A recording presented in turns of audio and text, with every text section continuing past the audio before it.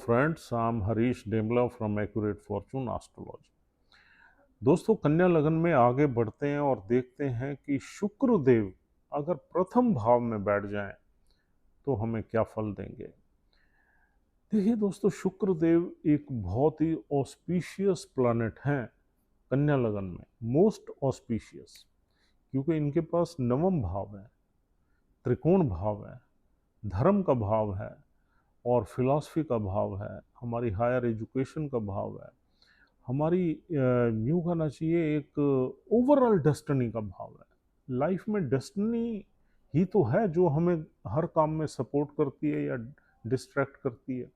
हमारे जितने भी सक्सेस है, फेलियर्स हैं अटेम्प्ट्स में, वो डेस्टिनी पे ही डिपेंड करते हैं और डेस्टिनी का भाव शुक्र देव के पास है।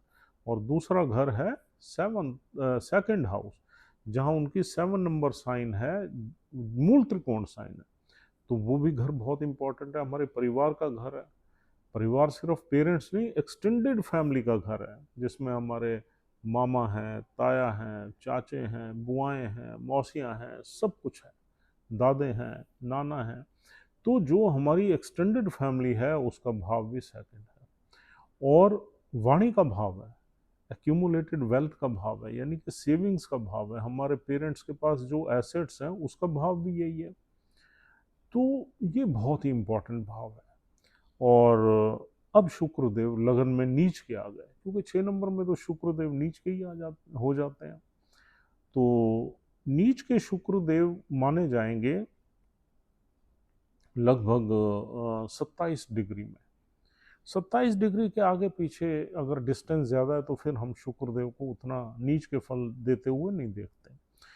तो अब देखिए, यहाँ पर अगर शुक्रदेव आ गए तो सबसे पहले इंसान जो है काफ़ी क्रिटिकल नेचर का होगा। 6 नंबर राशि हमारी एनालिटिक्स की राशि है, क्रिटिक्स की राशि, क्रिटिकल नेचर की है। बच्चा इंटेलिजेंट होगा, क्रिटिकल नेचर का होगा, हर चीज़ में नुक्स निकालना, बारीकियों में घुसने वाला होगा, हर चीज़ के में नुक्स निकालने वाला होगा और रिलेशंस को बहुत ज़्यादा अच्छे से हैंडल नहीं कर पाएगा। उसकी वजह ये है कि वो गलत को गलत और सही को सही कहने वाला होगा, और किसी में कोई कमी होगी तो उसको बोलने वाला होगा, मुंह पे बोल देगा। जब आदमी क्रिटिकल नेचर का हो जाता है तो वो किस में क्रिटिकल नेचर का हो गया? रिश्तों में, फैमिली में, परिवार, क्योंकि परिवार के घर का ही स्वामी है शुक्र। तो एक्सटेंडेड फैमिली के लोगों में इंसान मीन मेख निकालेगा, कमियां निकालेगा, क्रिटिसाइज करेगा, हर बात की खाल निकालेगा, तो उससे इंसान की रिलेशनशिप्स जो है वो थोड़ी सी ऊपर नीचे रहेगी और उसका सुख कम मिलता है इंसान को। और लेकिन इंसान इंटेलिजेंट होता है, और क्योंकि जो भी आदमी क्रिटिकल नेचर का होता है, एनालिटिकल स्किल्स उसमें होती हैं, जो कि बुद्ध का मेन स्वभाव है, तो उसमें रिश्ते तो हमारे ज़्यादा बढ़िया नहीं चलते। लेकिन हाँ, हम प्रोफेशनल लाइफ में इंटेलिजेंट रहते हैं और हमें पता होता है क्या चीज़ गलत है, क्या सही है, उनको सही को सही, गलत को गलत कह के हम अपनी लाइफ चला लेते हैं। और इंसान यहाँ पर फिर नवम भाव का स्वामी है, भाग्य का स्वामी है। भाग्य में थोड़ी सी कमज़ोरी आ जाएगी अगर ये जो है 27 डिग्री के आसपास होगा, यानी कि आप ये समझ लो लेटर डिग्री में होगा तो थोड़ा सा परेशानी यहाँ पर रहेगी। अब देखिए, यहाँ पर और भी बड़ी चीज़ें हैं, जैसे अगर शुक्र देव किसी भी नक्षत्र में है, आप उस नक्षत्र के लॉर्ड की प्लेसमेंट देखिए। अगर उस नक्षत्र के लॉर्ड की प्लेसमेंट अगर अच्छी है तो यहाँ शुक्र आपको अच्छे ही रिजल्ट्स देंगे। जैसे सपोज यहाँ एक पहला नक्षत्र है उत्तर फाल्गुनी, अगर उत्तर फाल्गुनी में बैठ गए हैं और सूर्य देव 12वें घर में अपनी ही राशि में बैठे हुए हैं, या किसी मित्र राशि में बैठे हुए हैं, या चौथे घर में बैठे हुए हैं, तो शुक्र देव के अच्छे ही रिजल्ट्स मिलेंगे आपको, क्योंकि शुक्र देव इस राशि में कारक प्लैनेट है। ये सारे खराब रिजल्ट्स नहीं देंगे आपको, अच्छे भी रिजल्ट्स दे सकते हैं।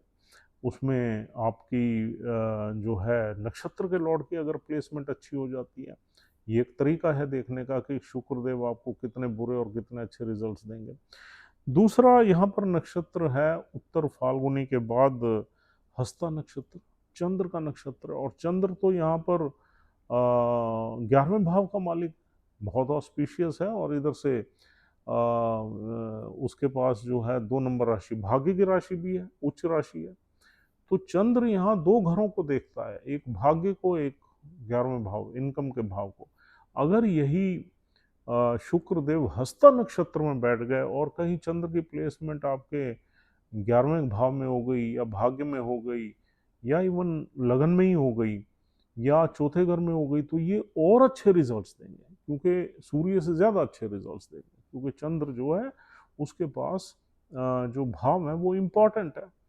सूर्य के पास तो 12वां ही भाव है ना, व्यय का भाव है, चंद्र के पास तो अच्छे भाव है।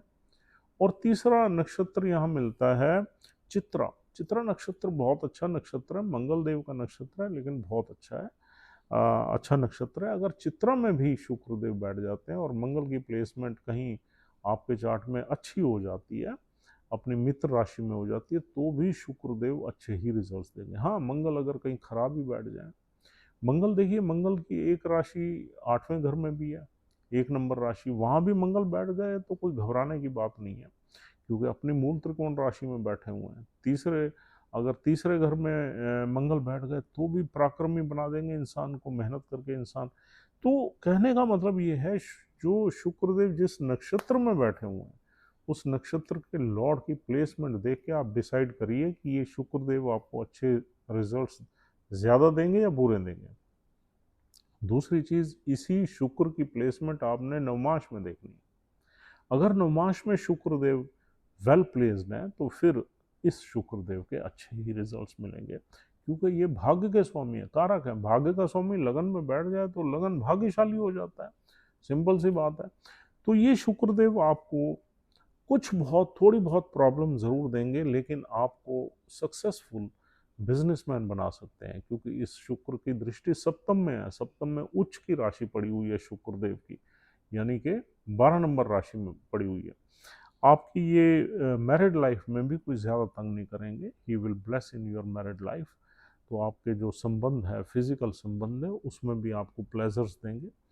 ट्यूनिंग भी आपकी पार्टनर से अच्छी रहेगी। थोड़ा सा आप क्रिटिकल नेचर के ज़रूर होंगे, अगर उस पर आप थोड़ा सा कंट्रोल कर सकते हैं तो और अच्छे रिजल्ट्स मिलेंगे। और यहाँ पर देखा जाए तो अगर दूसरे घर का स्वामी लगन में अगर अच्छी डिग्निटी में बैठ जाए, यानी कि जिस नक्षत्र में बैठे, नक्षत्र का लॉर्ड अच्छा बैठ जाए, तो वेल्थ से आदमी को ब्लेस करता है, परिवार से ब्लेस करता है। लेकिन यहाँ पर हम ये नहीं कह रहे कि परिवार से बहुत ज़्यादा ब्लेस करेगा, थोड़ी बहुत डेफिशिएंसी ज़रूर आएगी, क्योंकि 6 नंबर में शुक्र की जो अपनी जो पैशनेट नेचर होती है, जो शुक्र की इमोशंस होती हैं, जो शुक्र की लविंग नेचर होती है, वो थोड़ा सा एट ए टॉस रहती है। तो अपनी नेचर, स्वभाव की वजह से आदमी थोड़ा क्रिटिकल हो जाता है, थोड़ा सरकास्टिकल हो जाता है, थोड़ा सा लोगों में कमियां निकाल, तो उस वजह से उसको परिवार का सुख इतनी ज़्यादा नहीं मिलता। परिवार से संबंध तो बना रहता है, क्योंकि लगन में ही बैठ गया, तो इतनी ज़्यादा सुख नहीं मिलता आदमी को। गाड़ी वगैरह लेने में भी थोड़ा टाइम लग जाता है, थोड़ी देरी रहती है। और सुख सुविधाएं, फैशन से रिलेटेड, कपड़ों से रिलेटेड, या लग्जरी से रिलेटेड चीज़ों में भी कभी कभी यहाँ पर प्रॉब्लम्स आती हैं, क्योंकि ये नीच का शुक्र है। तो आदमी जितने भी लग्जरियस चीज़ें होती हैं उसको एनालाइज कर लेता है, यार ये वेस्ट है, इसमें पैसा स्पेंड नहीं करना चाहिए, इसमें इस फैशन में ये कमी है, इसमें इसका कपड़ा ठीक नहीं है, इस परफ्यूम में ये नुकसान हो सकता है। तो क्या है, आप हर चीज़ में कमी निकालेंगे। यानी कि कोई चीज़ आपके पास आ रही है या उसको आप परचेज करने के मूड में हो, तो कमी आप पहले निकाल दोगे, नहीं यार परफ्यूम्स ठीक नहीं होती, स्किन को ख़राब कर सकती हैं, तो I don't like to use perfumes. ये कपड़ा है, ये कपड़ा न्यू फैशन में है, लेकिन इस कपड़े की थोड़ी सी मुझे क्वालिटी अच्छी नहीं लग रही, ये मुझे थोड़ा सा कहीं से तंग करने वाला कपड़ा लग रहा है, हो सकता है गर्मी ज़्यादा लगे, चुभे ज़्यादा, या वट एवर। तो ये वाली जो नेचर होती है ना, ये शुक्र की नीच की राशि में ये इंसान की बन जाती है। तो फिर जितनी भी आपके पास लग्जरियस लाइफस्टाइल है, उसको आप कहीं उसको एंजॉय नहीं कर पाते। आप गाड़ी भी लेंगे तो उसका प्राइस भी देखेंगे, उसका कंफर्ट भी देखेंगे, फिर उसकी फ्यूल भी एफिशिएंसी भी देखेंगे, उसकी तो you will not spend much, I mean, on your luxuries, keeping in view the value or the value for investment. तो जब ये सारा आप उधेड़ बुन में आ जाते हो, बाल की खाल निकालने लग जाते हो, तो फिर आपको ये सुख भी कम मिलते हैं। तो this is the reason how it works in Virgo ascendant, क्योंकि ये बुध की राशि है और यहाँ पर शुक्र जो है ना एक लविंग प्लानट है, एक रिलेशनशिप का प्लानट है, यानी कि relationship due to your heart, due to your emotions, due to your love. और जहाँ पर एनालिटिक्स आ जाए, जहाँ पर उसको आप एनालाइज करने लग जाओ अपने रिलेशंस को, इसीलिए तो शुक्र नीच का हो जाता है बुध की राशि में, क्योंकि ये बुध की मूल त्रिकोण राशि है ही ऐसी। और जितने भी लोग इंटेलिजेंट हैं और अच्छे प्रोफेशंस में हैं, वो इसी राशि के थ्रू ही बनते हैं। वीनस की एनर्जी डिफरेंट है। वीनस तो सेक्स, सेंसुअलिटी, फैशन, लग्जरी, खाना पीना, मौज करना, घूमना फिरना, फ्रेंड्स रखना, उनके साथ पार्टियां करना, हर तरह का इंजॉय, कार्नल प्लेजर्स का प्लानट है। उसको 6 नंबर से कुछ नहीं लेना। Venus knows how to enjoy, और 12 नंबर में वीनस एग्जॉल्ट कर जाता है, जिसमें वो सब कुछ भूल जाता है। He only enjoys the life in every respect.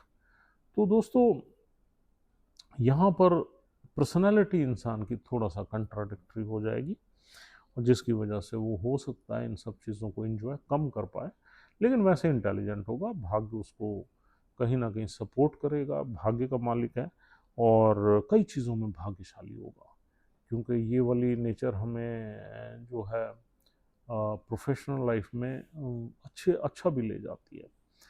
तो यहाँ पर नीच का शुक्र हमें थोड़ा सा हमारी प्राइवेट पार्ट्स में भी थोड़ी सी परेशानी देता है, यानी कि जैसे लेडीज़ वगैरह की कुंडली में थोड़ा यूट्रस में, ओवरी में भी परेशानी रहती है, और मेल चार्ट्स में भी ये कहीं ना कहीं प्राइवेट पार्ट्स में कुछ ना कुछ परेशानी देता है।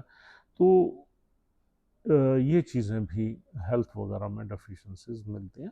अदरवाइज़ दिखने में इंसान अच्छा होगा, क्रिएटिव होगा, एनालिटिकल स्किल्स अच्छी होगी, उसकी बातों में कुछ ना कुछ ऐसी चीज़ें भी होंगी जो कुछ लोगों को अट्रैक्ट कर लेंगी। फिर 7वां घर हमारी सामने की दुनिया का घर है, सामने के लोगों का घर है, सामने के लोगों को इन्फ्लुएंस कर देगा वो किसी भी तरीके से, क्योंकि वहाँ 12 नंबर राशि है और वहाँ तो अट्रैक्टेड रहता है। वीनस जो है, ही wants to I mean improve the house where 12 number sign is placed. अब 12 नंबर पे उसकी दृष्टि भी है, तो सामने के लोगों को डेफिनेटली इम्प्रेस करेगा और अपनी जो ऑक्यूपेशन है, क्योंकि 7वां घर हमारे व्यवसाय का घर है, हमारी पार्टनरशिप का घर है, पर्सनल प्रोफेशनल दोनों, तो दोनों चीज़ों को ही ठीक रखेगा। तो दोस्तों, this is all for the day. उम्मीद करता हूँ ये यूज़फुल रही है आपके लिए डिस्कशन। अगर आप हमारी वीडियोस को पसंद करते हैं तो हमारा चैनल ज़रूर सब्सक्राइब करिए। कल आपसे फिर मुलाकात होगी। Thank you very much once again. Will see you soon. Take care. Have a nice time. Thank you very much.